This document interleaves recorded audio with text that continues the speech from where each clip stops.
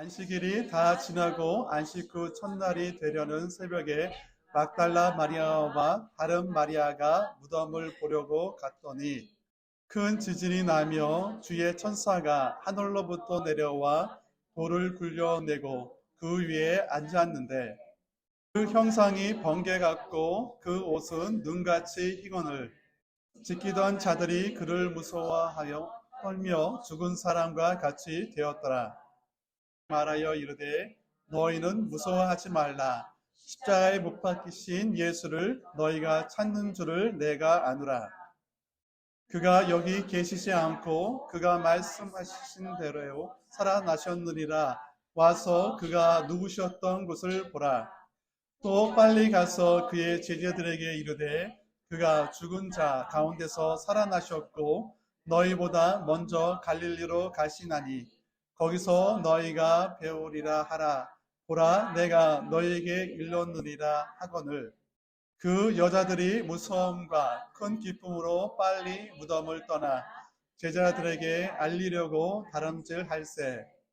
예수께서 그들을 만나 이르시되 평안하냐 하시거늘 여자들이 나아가 그 발을 붙잡고 경배하니 이에 예수께서 이르시되 무서워하지 말라. 가서 내 형제들에게 갈릴리로 가라 하라. 거기서 나를 보리라 하시니라. 아멘. 예, 오늘의 말씀의 제목은 부활하신 후 갈릴리로 가신 예수님이라는 말씀의 제목을 가지고 말씀을 전하도록 하겠습니다.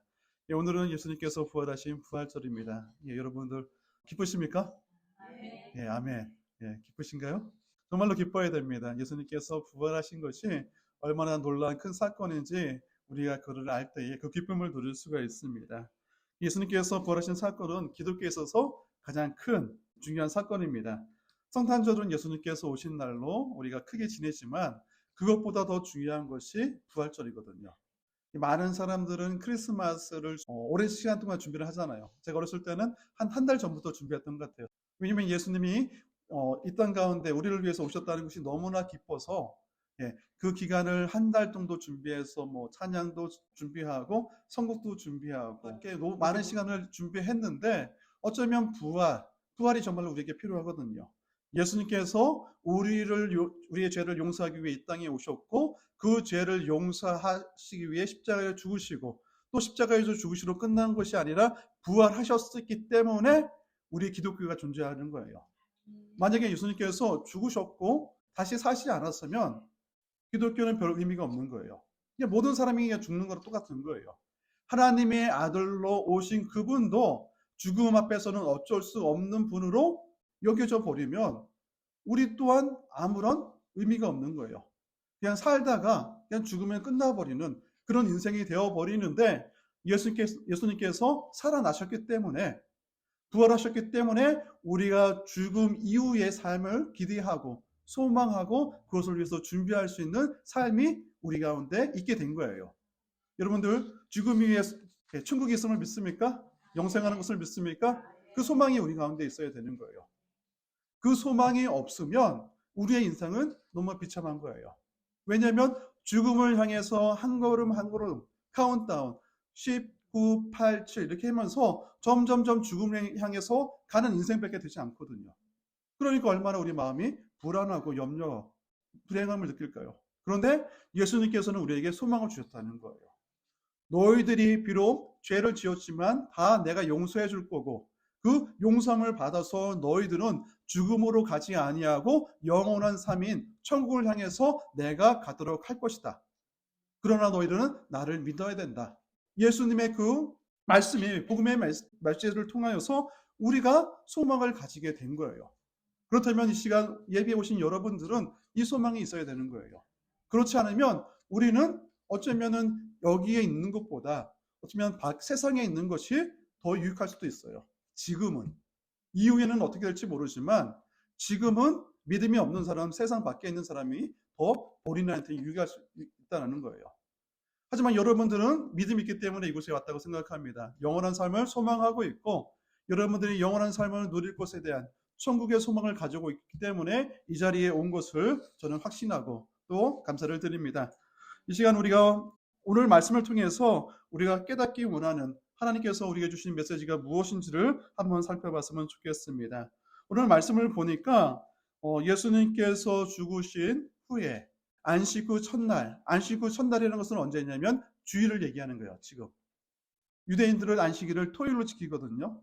그러니까 안식 후 첫날이면 주일 새벽에 마리아, 두 명의 여인이 예수님의 무덤에 찾아간 것을 볼 수가 있습니다.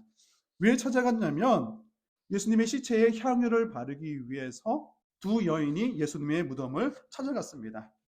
근데 예수님께서 찾아간 그 장소에 예수님의 시신이 없어진 거예요. 그리고 천사가 나타나서 예수님의 시신은 이곳에 없다라고 그 두 여인에게 말씀하고 있다는 것이죠. 근데 분명한 것은 뭐냐면 그 여인들은 지금 예수님의 죽으심에 대해서 예수님이 죽었다고만 생각하고 있지 예수님께서 부활하셨다는 것에 대한 믿음은 가지고 있지 않다는 것을 볼 수가 있어요.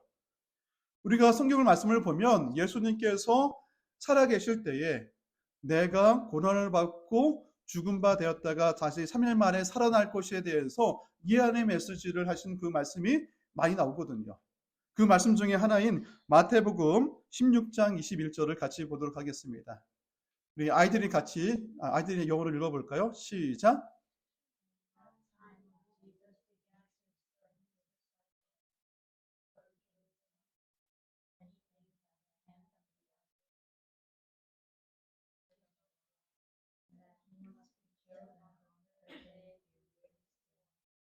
이 말씀은 뭐냐면 예수님께서 살아가실 때에 죽음을 당하기 전에 예언의 메시지를 하신 거예요.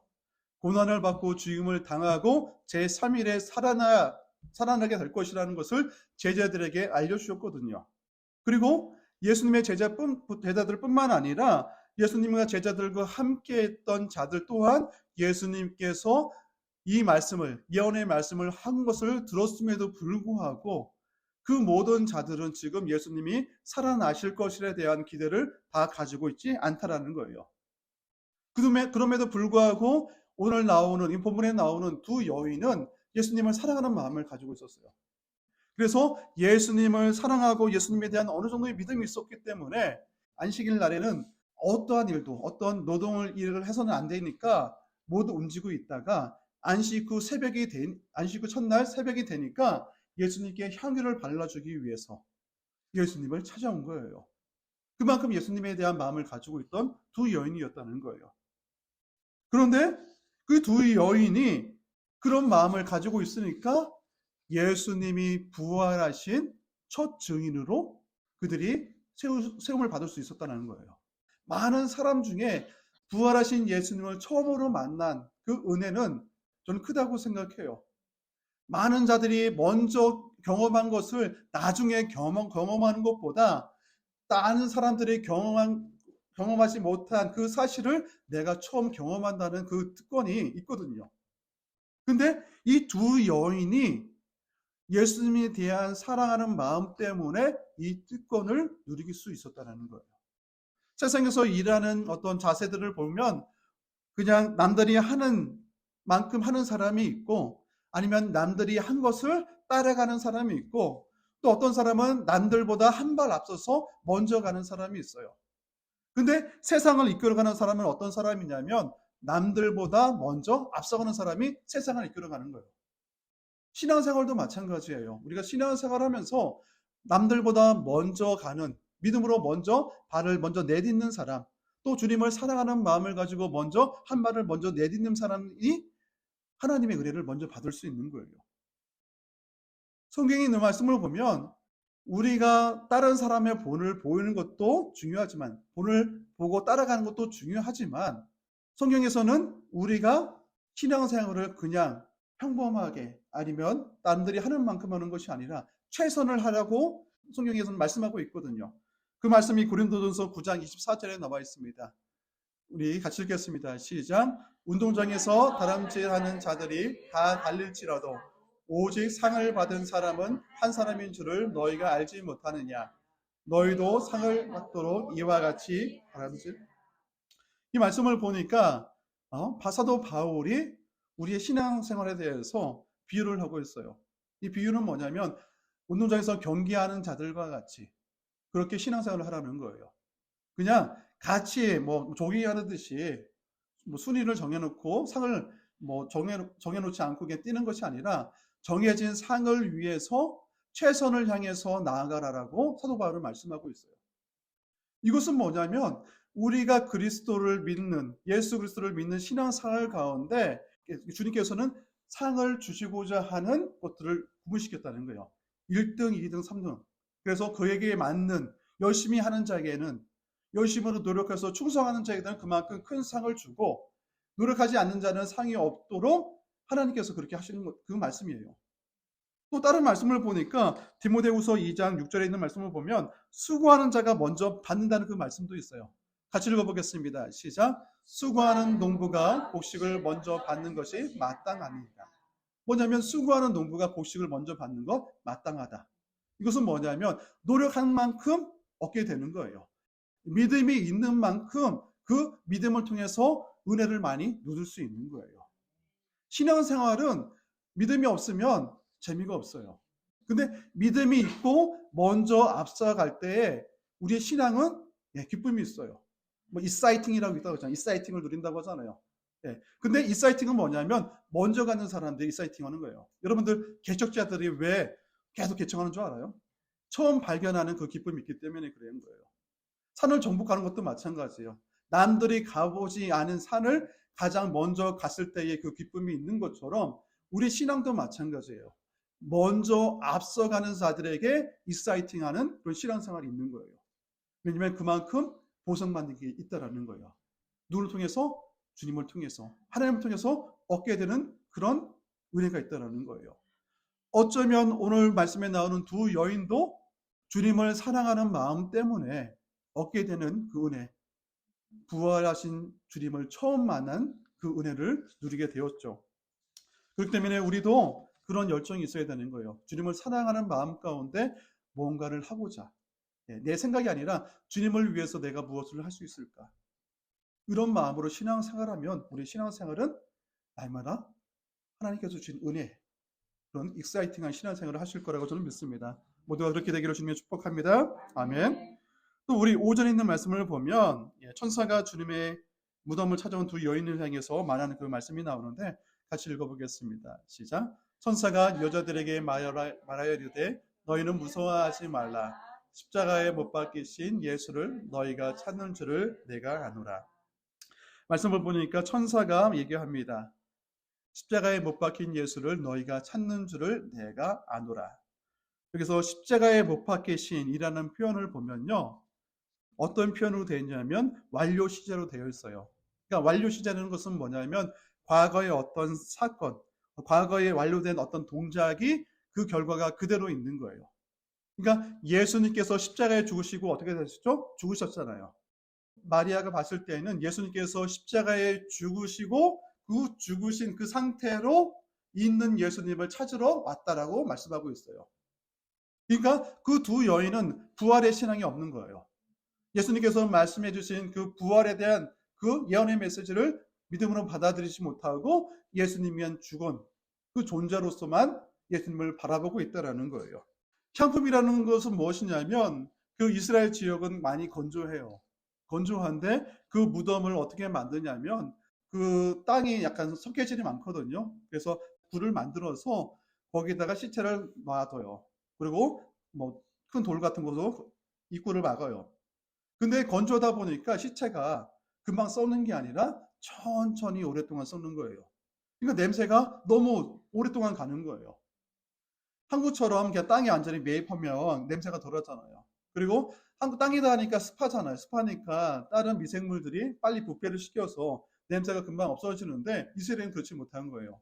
그래서 어떻게 하냐면 향품을 바르는 거예요. 냄새를 나는 것을 바르기 위해서 그 냄새를 중화시키는 거예요. 시체 썩는 냄새를 중화시키는 거예요. 그 일을 위해서 두 마리아가 찾아갔는데 죽었다고 생각하는 예수님께서 부활하시고 그 자리에 무덤 가운데 없었다는 거예요.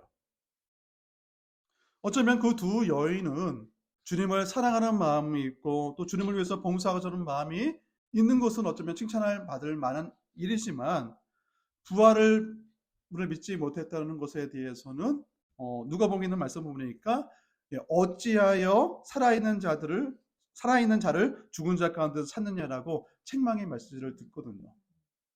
어쩌면 우리의 신앙 가운데서도 부활하신 예수님, 살아계신 예수님을 우리는 죽은 예수님으로 그렇게 생각하는 우리의 신앙생활도 있을 수 있다는 거예요. 은연중에 우리 마음 가운데 주님은 살아 역사하시는 분인데 죽으셔서 아무 일도 못하는 분으로 여기는 그런 모습이 우리 가운데 있을 수도 있다는 거예요. 이 메시지를 통해서 우리가 우리 신앙을 점검할 수 있어야 되는 거예요. 정말 여러분 가운데 예수님이 여러분 가운데 살아 계십니까? 그러면 예수님을 인하여서 여러분의 모든 문제가 해결되었을 것을 믿습니까? 그럼 걱정할 필요가 없죠. 걱정 안 하실 거죠? 아멘. 네, 보겠습니다. 믿음이라는 그런 거예요. 믿음이라는 것은 살아계신 예수님을 내가 믿는다면, 그렇게 고백하면 그 믿음을 가지고 끝까지 신앙생활하는 것이 온전한 믿음이에요. 근데 입술로는 고백하지만 나의 삶에서는 그런 고백한 내용과 같이 전혀 다른 생활을 하고 있다면 그것은 잘못된 믿음이죠. 근데 어쩌면 이 두 여인도 예수님을 사랑한다 하고 예수님을 믿는다고 하고 그렇게 예수님을 따라다녔지만 그들의 마음 가운데는 여전히 불신앙에 있는 그 모습을 무덤 앞에서 자기의 신앙을 발견하게 되었다는 것이죠. 저도 오늘 부활절을 맞이하면서 여러분들이 여러분의 정말 믿음이 온전한 믿음인가를 살펴봤으면 좋겠습니다. 근데 만약에 그 여인들이 예수님의 시신에 향품을 바르기 위해서 예수님의 무덤을 찾아갔는데 처음에 예수님께서 시신이 없어진 것을 보고 많이 놀랐을 거라고 생각해요. 자들이 생각했던 그것을 뛰어넘는 어떤 사건, 예수님께서 십자가에 죽으신 것도 어쩌면은 힘든 사건이잖아요. 고통스러운 사건이었는데 예수님께서 시신이 사라졌다는 것, 도둑 맞았다고 생각하는 그 생각이 들었을 때에 그들의 어떤 마음은 정말로 비참했을 거라고 생각해요. 근데 그것이 불행한 것도 아니고 그것이 슬픈 것도 아니고 예수님의 시신이 없어졌다는 것이 그들에게 있어서는 큰 희망으로 역사하게 됐다는 거예요. 왜냐하면 예수님의 시신이 찾았다면, 그들이 시신을 찾았다면 예수님은 부활하신 것이 아니에요. 예수님이 부활하지 않았다는 것은 우리에게 어떤 의미가 있냐면 죄의 삭은 사망이라고 성경은 말씀하고 있어요. 예수님께서 우리의 죄를 위해서 죽으신 거예요. 사망을 당하신 거예요. 그러니까 모든 사람은 죄 때문에 사망을 당하고 있는데 그것은 뭐냐면 사망의 컨트롤 당하고 있는 거예요. 사망 아래에 있는 거예요. 사망을 뛰어넘는 것이 아니라 죽는 모든 사람은 죄의 삭은 사망이기 때문에 사의 어떤 권세 안에 있는 거예요. 근데 예수님도 죽음 가운데 있었더라면 죄의 어떤 권세 안에 있는 거예요. 근데 예수님께서 사셨다는 거예요. 이것은 뭐냐면 죽음의 권세를 예수님께서 이기셨다는 거예요. 그리고 우리의 죄를 다 용서받았다는 거예요. 예수님께서 우리의 죄를 위해서 죽으셨다는 건 죄를 우리 대신 위해 지셨고 그 죄의 문제를 부활하심으로 그 죄의 문제가 완전히 깨끗하게 씻으신 거예요. 이 믿음이 우리 가운데 있어야 되는 거예요. 우리의 신앙은 예수님께서 우리를 오셨다는 그 신앙도 중요하고 예수님께서 우리를 위해서 십자가를 위해서 죽으셨다는 신앙도 중요한데 그것보다 더 중요한 신앙은 뭐냐면 예수님께서 부활하셨다는 신앙. 그 신앙이 우리 가운데 있을 때에 진정한 기독교인의 올바른 신앙을 갖게 되는 거예요. 예수님의 무덤이 비었다는 것은 뭐냐면 기독교가 다른 종교와 구별짓는 가장 결정적인 이유가 되거든요. 6절에 있는 말씀을 보면 6절 같이 읽겠습니다. 그가 여기 계시지 않고 그가 말씀하신 대로 살아나셨느니라. 와서 그가 누우셨던 곳을 보라. 그가 여기 계시지 않고 예수님께서 부활하셨다는 그 메시지는 그 천사의 말은 우리 기독교가 다른 종교와 차별에 있는 것을 구별짓는 가장 큰 이유가 됩니다. 왜냐하면 다른 종교들 그 유교가 있죠. 유교를 누가 창시했죠? 공자. 그리고 불교는 석가모니. 그리고 이슬람교는 모하메드. 근데 그 사람들은 무덤이 다 있다는 거예요. 다 죽었고 무덤이 있다는 거예요. 다른 종교들은 이렇게 기독교를 비판해요. 우리의 종교는 다 무덤이 있다. 근데 예수님은 무덤이 없다. 라고 비판을 하는데, 그 비판은 어쩌면 역으로 생각해 보면 다른 사람은 죽어버린 것으로 끝나버린 것이고 기독교인은 죽었다가 다시 살아났다는 거예요. 그만큼 기독교가 그 능력이 있는 거예요. 하나님의 역사가 있는 거예요. 근데 예수님께서 부활하지 않았다라면, 살아나지 않았다라면 어쩌면 우리 기독교인은 똑같은 거예요. 불교를 믿는 거나 유교를 믿는 거나, 더 심각하게 얘기해서 사이비 교를 믿는 자들을 볼 때 우리가 마음이 아프잖아요. 왜 저럴까? 왜 저렇게 말도 안 되는 곳에 저 사람들이 현혹되어서 왜 저렇게 인생을 저렇게 비참하게 살아갈까? 우리 안타까운 마음이 드는 것처럼 예수님께서 부활하지 않았다면 기독교도 그같이 똑같은 거라는 거예요. 의미가 없는 거예요. 다 죽을 건데. 죽어도 그냥 죄의 어떤 권세에 그냥 거기서 끝나버리는데 굳이 기독교를 믿을 필요가 없잖아요. 근데 예수님께서 부활하셨기 때문에 그 기독교가 타 종교와 정말로 특별한, 비교할 수도 없는 참된 진리를 가르치는 것이고, 또 참된 신앙으로 우리를 영생으로 이끌어가는 신앙이 된다는 것을 여러분 믿었으면 좋겠습니다. 그래서 여러분들이 다른 어떤 신앙을 믿는 것이 아니라, 다른 종교를 믿는 것이 아니라 기독교를 믿는 것이 축복인 거예요. 이것을 여러분들이 꼭 기억해야 돼요. 어린아이들은 그렇잖아요. 사춘기를 겪으면서 가끔씩, 저도 학교 다닐 때 그렇거든요. 예수님 믿는 것이 자랑스러울 때도 있었지만 그렇지 못할 때도 있거든요. 근데 학생들 요즘엔 더 그렇잖아요. 기독교를 믿는다는 것이 자랑스럽게 얘기하기보다는 왜 기독교인들은 왜 그래? 그런 비판이 있잖아요. 어떤 성적인 정체성을 갖고 기독교에서는 그것이 아니다라고 분명히 말하는데 왜 너희들은 왜 그렇게 하냐고, 어떻게 왜 사랑하지 않냐고, 왜 정죄만 하냐고 그렇게 비판을 얘기를 듣다 보면 학생들도, 어린 학생들도 자기가 기독교인 게 대해서 숨기려고 하는 마음이 들 수 있거든요. 근데 분명한 것은 뭐냐면 그런 것을 떠나서 정말로 참된 진리가 어디에 있는가, 참된 구원이 어디에 있는가를 생각해 보면 기독교가 참된 진리가 있고 참된 구원이 있다는 것을 예수님의 부활을 통해서 알 수 있다는 거예요. 그렇다면 우리가 예수 그리스도를 믿는 것이 참 복된 것이죠. 아멘. 우리가 6절에 있는 말씀을 보니까 그가 여기 계시지 않고 그가 말씀하신 대로 살아나셨느니라, 와서 그가 누우셨던 곳을 보라라고 말씀하고 있는데요. 예수님께서 그가 말씀하신 대로 살아나셨느니라, 예수님께서 예언하셨던 그 말씀이 마태복음에 있는 말씀을 찾아보니까 몇 군데가 있냐면 5군데가 있어요. 예수님께서는 살아생전에 제자들에게 자신이 부활할 것에 대해서 분명히 말씀하신 거예요. 5번이면 많이 한 거잖아요. 그죠? 5번 얘기했으면 충분히 알아듣는데 그렇지 못한 제자들의 모습.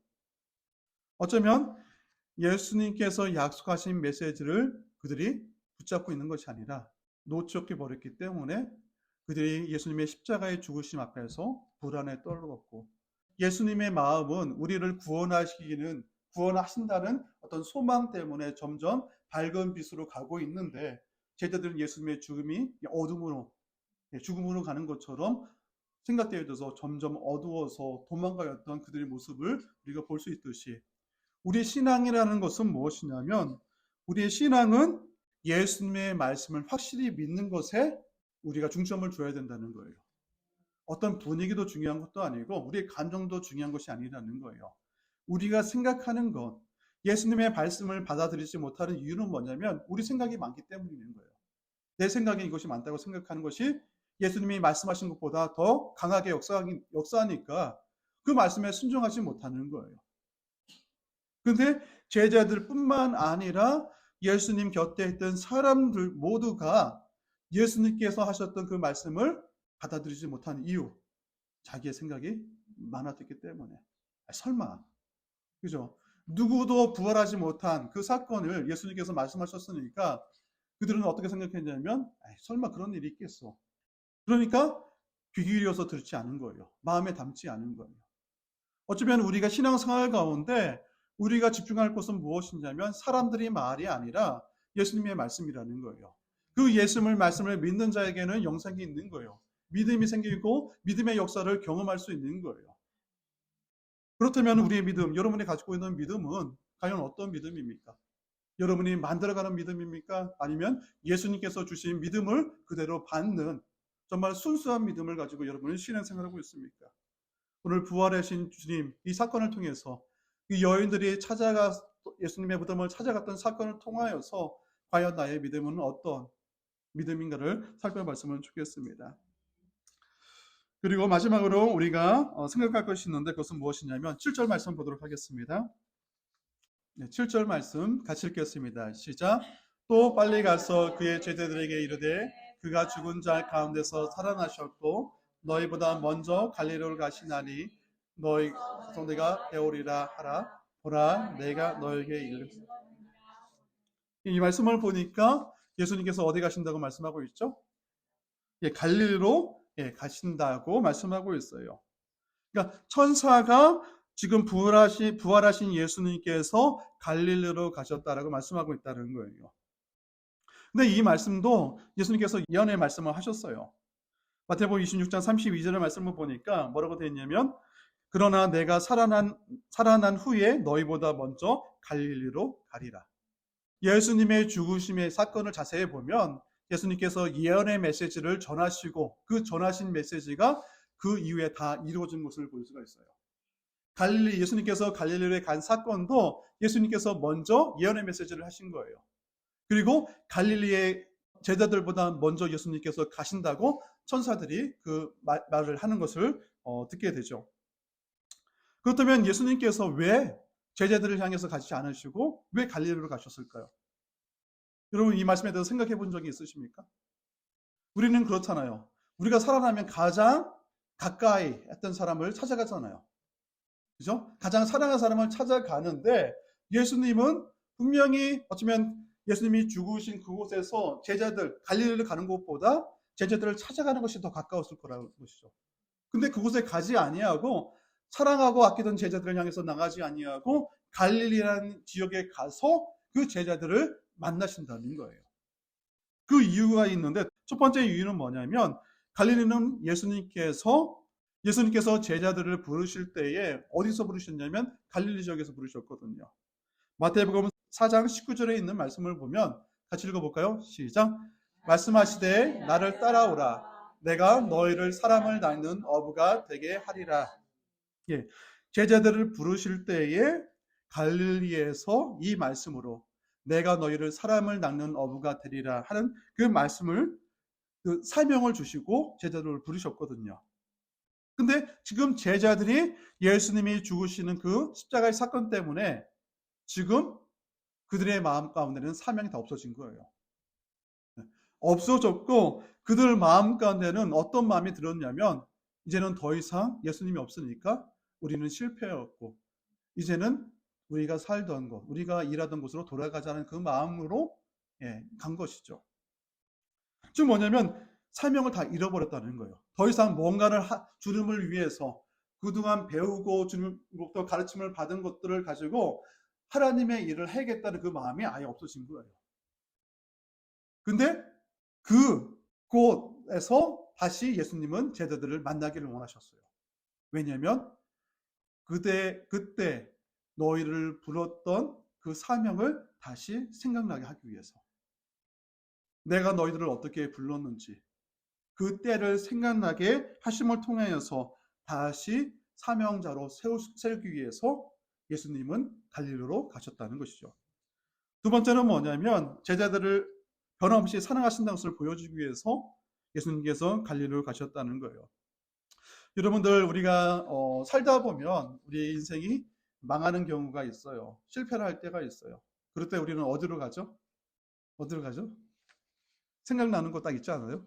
보통 사업을 망하거나 어떤 특별한 어떤 어려움을 당하면 갈 데가 없으면 생각나는 곳이 고향이라고 얘기해요. 요즘에는 어떤 고향의 의미가 별로 없어지지만 도시에 사는 사람들은 고향의 의미가 별로 없어지지만 시골에 옛날에처럼 시골에 살았던 사람들은 항상 어떤 큰 일을 겪고 나면 망하거나 그러면 다 고향으로 돌아오는 경우가 있거든요. 즉 뭐냐면 어떤 어려움을 처하면 고향으로 돌아가고자 하는 어떤 귀소 본능이 있어요. 제자들도 마찬가지라는 거예요. 제자들도 다 갈릴리로 갔거든요. 왜냐하면 그들이 실패했다고 여기니까. 그리고 또 예수님을 배신한 것에 대한 어떤 죄책감 때문에 힘들어서 더 이상 뭔가를 할 수 없는 그 상황이 되니까 그들이 그냥 고향으로 돌아가고 싶은 마음이 들었던 거예요. 근데 그 고향으로 간다는 의미가 어쩌면 이해할 수도 있잖아요. 마음이 얼마나 힘들면 옛날 생각해서 고향으로 돌아갈까 생각할 수 있지만 주님의 입장에 봤을 때는 그것은 뭐냐면 사명을 버리고 옛생활로 돌아가 버리는 어쩌면 타락이라고 볼 수 있거든요. 사명을 받았는데 그 사명을 다 잃어버리고 예전의 모습, 예수님을 믿기 전의 모습으로 돌아가는 그 잘못된 모습이 그들의 마음 가운데 있었다라는 거예요. 근데 예수님은 그것들 다 아셨거든요. 그들이 어디를 갈지를 아셨고, 그리고 예수님께서 먼저 갈릴리에 가셔서 그들이 오기를 기다렸다가 그들에게 사랑한다라고 그 사랑의 모습을 보여주시고 다시 사명을 감당할 수 있도록 그들을 세우시는 모습이 그 이후에 나오거든요. 우리도 마찬가지라고 생각합니다. 우리 각자에게는 우리 갈릴리가 있다고 생각합니다. 예수님을 만났던 것, 예수님께서 우리를 부르신 그 장소가 있고 그 장소 가운데, 그 때 가운데에는 주님께서 우리가 하고자 했던 그 메시지가 있을 거라고 생각해요. 제자들에게 찾아오셔서 내가 너희를 사람을 낳는 어부가 되리라 그런 말씀하셨던 것처럼 우리 한 사람 한 사람에게도 말씀해 주신 그 메시지가 있을 거라고 생각해요. 그것이 없더라도 우리 스스로가 고백되었던 것, 내가 주님을 사랑합니다. 내가 어떻게 살 것입니다라고 고백하는 그 고백이 있을 거라고 생각해요. 근데 그것이 잊혀지면 우리는 어쩌면 실패자로 인생이 마무리될 수 있지만 예수님께서는 우리를 실패자로 끝나버리지 않고 우리가 힘들고 우리가 어려웠던 그 모든 걸 아시고 미리 갈릴리로 가셔서 우리가 예수님을 만났던 그 장소로 우리가 예수님의 부름을 받았던 그 장소에서 기다려서 다시금 우리를 세워주시기를 원하는 그 메시지를 오늘 말씀 통해서 볼 수 있다는 것이죠. 여러분들 우리가 주님의 사랑과 또 주님께서 우리에게 주신 언약과 또 사명을 재확인하는 것이 정말 필요해요. 우리의 인생은 그냥 믿다가 가버린 인생이 아니라 주님께서 우리를 부르신 목적이 있어요. 다른 사람들보다 먼저 우리에게 믿음 주셔서 우리를 부르신 그 사명이 예수님한테 분명히 있기 때문에 우리를 부르신 거예요. 우리를 일꾼으로 부르신 거예요. 일꾼으로 부르셨다는 것은 뭐냐면 우리가 해야 될 일이 있다는 거예요. 그것들을 우리가 생각할 수 있어야 되는 거예요. 그것을 잊어버리면 우리는 그냥 실패자로 갈릴리로 그냥 가버리는 그런 인생이 되어버리는 거예요. 정말 예수님을 따라다녔을 때는 정말 뜨거운 마음으로 어떤 소망 가운데 나갔지만 예수님이 없어질 때는 예수님이 십자가에 죽으시는 어떤 힘든 사건을 경험했을 때에 그냥 예수님을 믿음 가운데 예수님을 바라보는 것이 아니라 그냥 죽음으로 끝났다 보니는 소망이 없어졌다는 것으로 그냥 생각되어 버리고 그 모든 것을 다 사명도 다 내어버리고 주님께서 나를 통해서 하시고자 하는 일들도 다 잊어버리고 그냥 과거의 모습으로 돌아가는 것은 주님이 원하시는 것이 아니라는 거예요. 어쩌면 그것은 주님께서 우리를 부르신 일꾼으로 부르신 그 사명을 그 일을 감당하지 못하고 그냥 한 달란트 받은 자처럼 그냥 묵혀둬 버리는 그래서 결국에는 쫓겨나서 슬피 울며 일을 간다고 그렇게 비참한 인생이 되는 것처럼 우리의 인생도 그렇게 될 수 있다는 거예요. 저는 오늘 이곳에 계신 주님께 예배드리는 우리 모두가 주님께서 우리를 부르시는 그 사명을 발견했으면 좋겠습니다. 그것을 회복했으면 좋겠습니다. 그래서 그것을 통하여서 우리가 어떤 삶을 살게 될지를 다시 한번 결단하면서 나가기를 주님으로 축원합니다. 부활하신 주님은 죽음을 뛰어넘는 것을 우리에게 보여주셨어요. 우리가 두려워하는 것은 무엇이냐면 우리가 가장 두려워하는 것은 죽음이거든요. 그죠? 죽음이라는 것은 인생의 마지막이라고 생각하죠. 죽음이면 우리가 모든 것이 다 끝난다고 생각하지만 주님은 그것을 끝이 아니라고 말씀하고 있어요. 부활을 통하여서 죽음 위에 우리의 영원한 삶이 기다리고 있고 죽음 위에 심판이 기다리고 있음을 우리에게 말씀하고 있어요. 그렇다면 우리가 어떻게 해야 될지를 알게 되는 것이죠. 요한계시록 2장에 있는 말씀을 보면 예수님께서 에베소 교인에게 말씀하시는 그 말씀이 있는데요. 마지막으로 이 말씀을 봤으면 좋겠습니다. 같이 읽을까요? 시작. 그러므로 어디서 떨어졌는지를 생각하고 회개하여 처음 행위를 가지라. 만일 그리하지 아니하고 회개하지 아니하면 내가 내게 가서 내 촛대를 그 자리에서 옮기리라. 에베소 교회에게 하신 예수님의 말씀인데요. 어디서 떨어졌는지를 생각하고, 떨어졌다는 것은 뭐냐면 그 자리에 있지 않다라는 거예요. 벗어나 있다는 거예요. 내가 있어야 될 위치에 있는 것이 아니라 다른 위치에 지금 가 있는 것, 그것을 생각해야 된다. 그리고 회개해야 된다고 말씀하고 있어요. 그리고 처음 행위를 가지라. 처음 행위라는 것은 뭐냐면 처음에 예수 그리스도를 만났을 때의 그 기쁨과 어떤 소망과 그때 받은 사명을 가지라는 거예요. 그것을 회복하라는 거예요. 만일 그리 아니하면, 회개하지 아니하면, 돌이키지 아니하면 내가 내게 가서 내 촛대를 그 자리에서 옮기리라. 그래서 촛대라는 것은 교회를 가리키는 거예요. 크게 보면 교회를 가리키는 것이고, 어떤 교회를 이룬 성도 한 사람 한 사람을 살펴보면 예수님의 못된 지체에서 떨어져 당하는, 버림받는 자가 될 수 있다라고 경고의 메시지를 하고 있는 거예요. 장차 올 예언의 메시지를 지금 예수님께서 하신 것이죠. 그렇다면 이 말씀은 우리가 십자가의 사건, 부활의 사건을 통해서 계속 말하고 있는 것처럼 예수님께서 하신 예언의 말씀은 분명히 이루어졌던 것처럼 이 말씀도 예언의 말씀 그대로 이루어질 것을 우리가 믿고 이 말씀대로 우리가 돌이켜서 회개해서 처음 행위를 회복하는 그런 모습이 우리 가운데 우리 교회가 있기를 주님으로 축원합니다.